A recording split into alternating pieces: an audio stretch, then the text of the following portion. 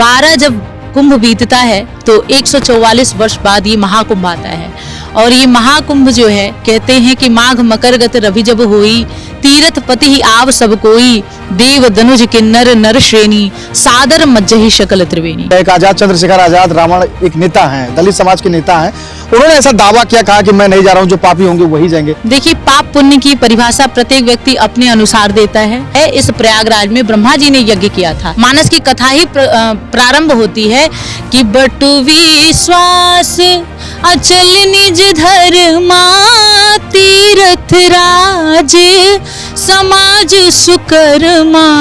ये प्रत्येक व्यक्ति के मन में प्रश्न आता है कि जो कथावाचक हैं वो कहते हैं कि हमारी इतनी दक्षिणा है। देखिए, ज्ञान दे रहा है, अगर वो आपसे केवल उसका चार्ज नहीं है, वो स्वयं के लिए तो कर नहीं रहा है। गांव में एक आयोजन होता है और किसी नाचने वाले गाने वाले को बुलाते हैं, 10-10 हजार की गड्डियां लुटाते हैं तो उन्हें बुरा नहीं लगता। हमारी मौजूदगी प्रयागराज महाकुंभ में है और लगातार हम तमाम दिव्य संतों को आपको दर्शन करा रहे हैं, उनसे बातचीत कर रहे हैं और जो संदेश जो संत समाज दे रहे हैं उसको भी हम आपको बाकायदा दिखा और सुना रहे हैं। इसी कड़ी में आज हम पहुंचे ही कथावाचक के पास, जिनका नाम त्रिपाठी साधना शास्त्री जी है। लगातार कथा करती आ रही है आप, और इनसे हम बातचीत करेंगे और जानने की कोशिश करेंगे कि इस बार का किस तरीके का महाकुंभ को लेकर संजोग बना और ये कितना दुर्लभ और कितना महत्वपूर्ण है। बहुत बहुत स्वागत है आपका। और ये बताइए कि इस बार क्या कुछ संजोग बना और कितना दुर्लभ और महत्वपूर्ण है ये महाकुंभ? सर्वप्रथम आप सभी को प्रयागराज की पावन भूमि से हर हर महादेव, जय मां गंगा। मैं त्रिपाठी साधना शास्त्री। आपका प्रश्न बड़ा ही सुंदर है। ये जो महाकुंभ है, 12 जब कुंभ बीतता है तो 144 वर्ष बाद ये महाकुंभ आता है। और ये महाकुंभ जो है, कहते हैं कि माघ मकर गत रवि जब होई, तीरथ पति ही आव सब कोई, देव धनुज किन्नर नर श्रेणी, सादर मज्जहि शकल त्रिवेणी।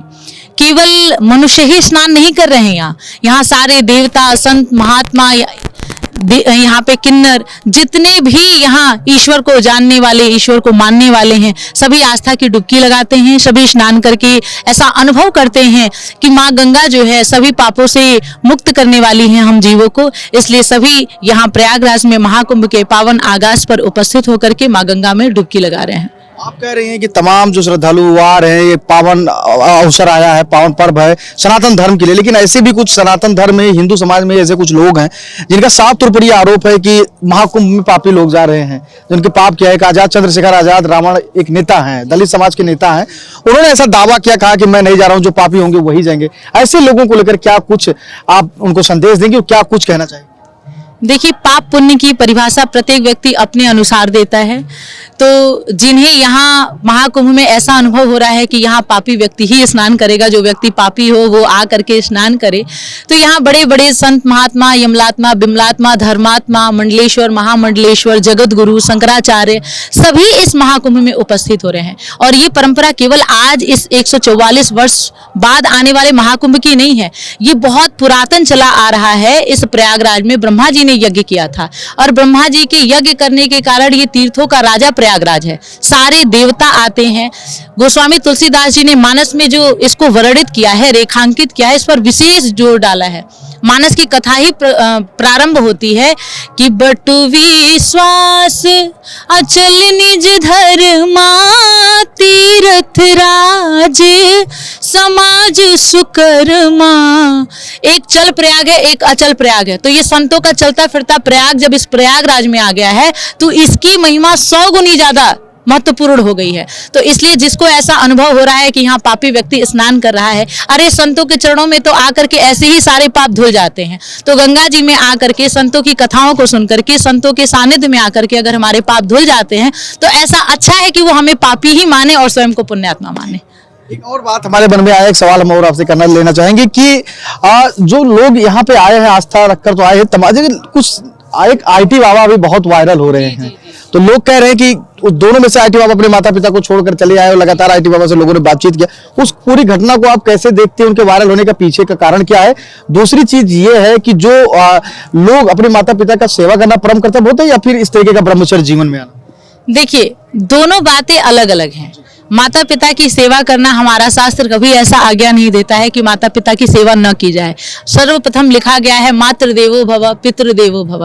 नारद जी ने भी जब घर छोड़ना चाहा, जब छोटे से पूर्व जन्म की घटना बताते हुए जब व्यास जी लिखते हैं तो कहते हैं कि नारद जी कहते हैं कि मैं वैरागी होना चाहता हूँ, मैं संतों के सानिध्य में रहना चाहता हूँ। तो उन्होंने कहा कि सर्वप्रथम तुम माता की सेवा करो, क्योंकि पिता तुम्हारे है नहीं, तो माता पिता की सेवा करना तो ये तो परम सौभाग्य होता है। लेकिन फिर भी लिखा गया है कि बाल्यावस्था से एक एक अवस्था है संन्यास आश्रम तक पहुंचने की। लेकिन कोई व्यक्ति अगर सीधे बाल्यावस्था से संन्यास अवस्था में जाना चाहता है, संन्यास आश्रम में जाना चाहता है, तो ये कोई बहुत बड़ा पाप तो नहीं कर रहा है ना। आजकल के समाज में हमारा बेटा विचार करिए कि शराबी ना हो जाए, जुआरी ना हो जाए, व्यभिचारी ना हो जाए, किन्हीं गलत कुकर्मों में ना फंस जाए। अरे लड़का अगर संत बन जाता है, ईश्वर के मार्ग में चलने लगता है, तो माता पिता को ऐसा अनुभव करना चाहिए कि ये तो हमारा परम सौभाग्य है। क्योंकि मानस कहता है कि पुत्रवती युवती जग सोई, रघुपति भगति जासु सुत होई। तो जो भी आईआईटी करने वाले बाबा है, अब मुझे तो बहुत ज्ञात नहीं, लेकिन जो लोग भी अगर ईश्वर का अनुसरण करते हैं तो माता पिता को इसमें ज्यादा दुखी होने की आवश्यकता नहीं है। ये तो मानना चाहिए कि ये हमारा परम सौभाग्य है कि हमारे गर्भ में एक संत बालक जन्म लेकर के आया, जो ईश्वर के मार्ग का अनुसरण कर रहा है, जो सनातन संस्कृति को समझ रहा है, जो हमारे धर्म का अनुसरण कर रहा है। तो इसमें अपना सौभाग्य जानना और मानना चाहिए। कथावाचक आप कब से बनी, कथा कब से कर रही हैं? देखिए, कथा का क्षेत्र जो है वो 14 वर्ष की अवस्था में हमारे पिताजी को बहुत, इसी माँ गंगा की पावन धरती थे, उन्होंने ऐसा मांगा था कि मेरी बिटिया कथा वार्ता करे। तो 14 वर्ष की अवस्था से मैंने ये कथा जगत में प्रवेश किया। लेकिन बीच में कुछ पढ़ाई का अवरोध आया और हमारी पढ़ाई भी हुई, मास्टर्स डिग्री भी हुई, और मैंने संगीत से शास्त्री भी किया। तो कुछ बीच में व्यवधान आते रहे, जिससे साल 2 साल न हो पाया। लेकिन अभी ईश्वर कृपा से आज 12-13 वर्षों से लगातार ईश्वर की सेवा हो रही है और ये मेरा परम सौभाग्य है। कई सारे लोग आरोप लगाते हैं जो कथावाचक हैं, कह रहे हैं कि अब तो सिर्फ पैसे को लेकर ही कथावाचक होता है, या बहुत पैसा दोगे तभी लोग आएंगे। उसको लेकर आप क्या कुछ सोचती हैं? क्या इस तरीके की बातें हैं या सिर्फ आप लोग धर्म का ही प्रचार प्रसार और संस्कृति को बढ़ावा दें? जी, देखिए, ये आपने बहुत सुंदर प्रश्न किया है और ये प्रश्न केवल आपका नहीं है, ये प्रत्येक व्यक्ति के मन में प्रश्न आता है कि सत्यनारायण भगवान की जो कथा करने आते हैं और जो कहते हैं कि क्या लेकर के आया था, क्या लेकर के जाएगा, वो दक्षिणा जो है 501 मांगते हैं, 1001 मांगते हैं, या फिर जो कथावाचक हैं वो कहते हैं कि हमारी इतनी दक्षिणा है। देखिए, समाज में अगर कोई हितोपदेश करता है, कोई अच्छा कार्य करता है, अगर अच्छा कार्य करने वाला समाज को एक अच्छा दिशा दे रहा है, अच्छा ज्ञान दे रहा है, अगर वो आपसे केवल उसका चार्ज नहीं है, वो स्वयं के लिए तो कर नहीं रहा, वो स्वयं के लिए भी करता है, तो उसमें भी उसका परोपकार ही निहित होता है। स्वयं के लिए वो कुछ भी नहीं कर सकता है। यहाँ तक कि लोगों के मन में ऐसे विचार आते हैं, गांव में एक आयोजन होता है और किसी नाचने वाले गाने वाले को बुलाते हैं, तो वो 10-10 लाख खर्च करने के बाद भी 10-10 हजार की गड्डियां लुटाते हैं, तो उन्हें बुरा नहीं लगता। यद्यपि उससे समाज को कोई अच्छा संदेश भी नहीं जा रहा है कि हमारे बच्चों में क्या बदलाव आएगा, हमारे बच्चे कल को जाकर के क्या बनेंगे। लेकिन जो सनातन का ज्ञान दे रहा है, जो हमारे लिए कोई हित की बात बता रहा है, जो धर्मोपदेश कर रहा है, अगर वो गौ सेवा करता है, संत सेवा करता है, संत भंडारा करता है, तो उसके लिए प्रायः लोग ये आरोप लगाते हैं। आज बड़े बड़े गाने वाले, बड़े बड़े सेलिब्रिटी स्टार भले यहाँ कोई सेवा न कर रहे हों महाकुंभ में, लेकिन जितने भी मठाधीश होंगे, जितने शंकराचार्य होंगे, जितने कथावाचक होंगे, चाहे उनकी छोटी ही सेवा क्यों ना हो, पर पूरे महाकुंभ में आप उनकी सेवा को देख सकते हैं। उत्तर प्रदेश के मुखिया हैं योगी आदित्यनाथ, मुख्यमंत्री भी हैं, उन्होंने बहुत सारी यहाँ पे व्यवस्थाएं की, खासकर महिला सुरक्षा को लेकर और दिव्य और भव्य बनाने के लिए इस महाकुंभ का उन्होंने प्रयास किया। क्या लगता है कि उस तरीके का यहाँ पे व्यवस्था हुआ है महिलाओं की सुरक्षा को लेकर? और उत्तर प्रदेश के मुखिया योगी आदित्यनाथ को लेकर आप क्या कुछ सोचती हैं व्यक्तिगत? जी, मेरा व्यक्तिगत अनुभव तो उनके लिए वो मेरे पूजनीय हैं, और हम जिस देवरिया से हैं तो हमारे माननीय योगी आदित्यनाथ का क्षेत्र भी है गोरखपुर। तो महिलाओं के लिए उन्होंने जितना काम किया है, महाकुंभ में आप उनके कार्य को देख सकते हैं।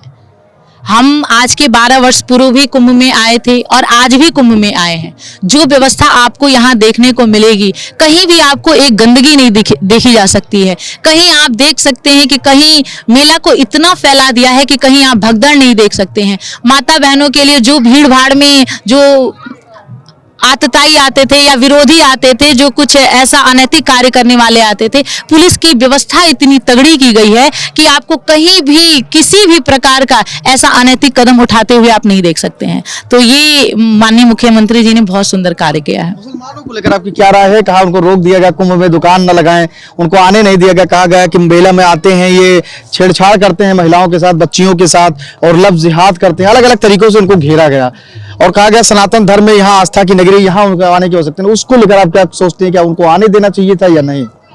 देखिए, अब ये मुद्दा तो बहुत बड़ा मुद्दा है और हम उस मुद्दे तक पहुंच भी नहीं सकते हैं, लेकिन हमारा मानना यही है कि जब ये सनातन का, जैसे उनकी हज यात्राएं होती हैं, तो हमारे हिंदू सनातनी वहां दुकान लगाने नहीं जाते। तो ये जब हमारे सनातन का इतना बड़ा पर्व है, महाकुंभ है, और वो लोग ना हमारे धर्म में आस्था रखते हैं ना विश्वास रखते हैं, तो केवल दुकान व्यापार करने के लिए ये स्थान को चुना जाए, तो ये मेरे विचार से ठीक नहीं है जी।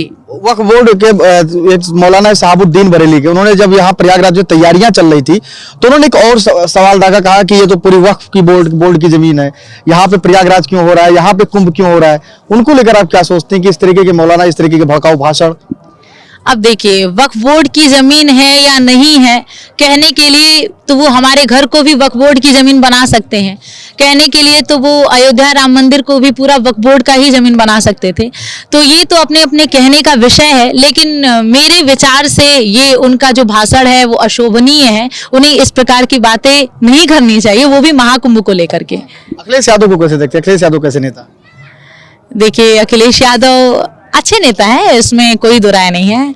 युवा है, युवान के लिए कार्य करते हैं, तो इसमें मेरा बहुत कुछ कहना नहीं है। अखिलेश यादव एक अच्छे नेता हैं, लेकिन महाकुंभ को लेते हुए जो कई बयानबाजियां आती हैं, तो ये मेरे विचार से थोड़ा सा असहमति प्रकट करती हूँ। लेकिन बाकी अच्छे नेता हैं और अच्छा कार्य करते हैं, और आगे भी अगर जीते तो अच्छा ही कार्य करेंगे। क्या संदेश देंगे हमारे थ्रू आप जनता को, सनातनियों को, और क्या आशीर्वाद देंगे? सभी सनातनियों से यही कहना है कि महाकुंभ ये जो 144 वर्ष बाद आया है, आप सभी इस महाकुंभ के पावन अवसर पर प्रयागराज आएं, स्नान करें, भक्ति का गोता लगाएं, माँ गंगा से आशीर्वाद लें, क्योंकि माँ गंगा के लिए लिखा गया है 4 पदार्थ भरा भंडारू, धर्म अर्थ काम मोक्ष को देने वाली हैं। भगवान श्री राम ने माँ गंगा से मांगा है, भक्तिमती सीता माँ ने गंगा जी से मांगा है, और भैया भरत जी ने मांगा है। तो आप भी आइए और जो कुछ भी आपको चाहिए माँ गंगा से निवेदन करिए। माँ है, सबकी इच्छाओं को पूरी करती हैं। सभी को इन्हीं शुभकामनाओं के साथ हर हर महादेव, जय माँ गंगा। त्रिपाठी साधना जी शास्त्री जी, जिनसे हमने बातचीत की, उन्होंने विभागीय से अपनी राय रखी। हमने कई सारे प्रश्न किए, चाहे वो पॉलिटिकल हो या धर्म से जुड़ा हो या फिर महाकुंभ को लेकर हो। आपने बहुत अच्छे तरीके से सारे प्रश्नों का हमारे जवाब दिया। कैमरा पर्सन जितेंद्र के साथ मैं संजय पांडे, फिल्म टेक्स, प्रयागराज महाकुंभ।